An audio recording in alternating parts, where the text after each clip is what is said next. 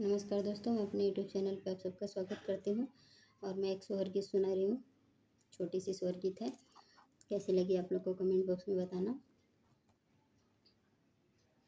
सोने के कटोरिया में दूध भात गोदिया, कन्हैया पूत गोदिया, कन्हैया पूत हो। ए सखिया घूमी घूमी यशोदा खियावै तो चंदा के बोलावाई हो। ए सखिया घूमी घूमी यशोदा खियावै तो चंदा के बोलावाई हो। सोने के कटोरिया में दूध भात गोदिया, कन्हैया पूत गोदिया, कन्हैया पूत हो।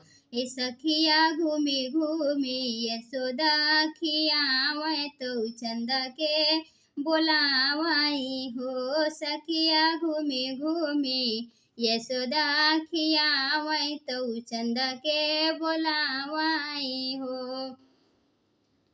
अरे आव चंदा मामा परे आव नदिया किनारे, आव नदिया किनारे आव हो। हे चंदा आव न हमरे अंगनवा, कन्हैया मोर खेली हई हो। चंदा आव न हमरे आंगनवा, कन्हैया मोर खेली हई हो। सोने के थरियावा मंगाई बजलवा, भराई बजलवा भराई बहो। ए चंदा रखबाई बीचे आंगनवा, कन्हैया मोर खेली हई, कन्हैया मोर खेली हई हो।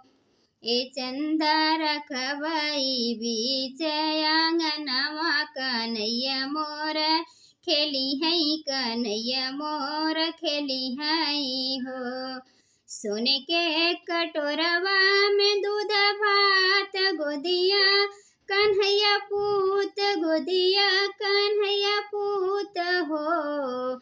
ए सखिया घूमी घूमी यशोदा खियावै तो चंदा के बोलावाई हो। सखिया घूमी घूमी यशोदा खियावै तो चंदा के बोलावाई हो।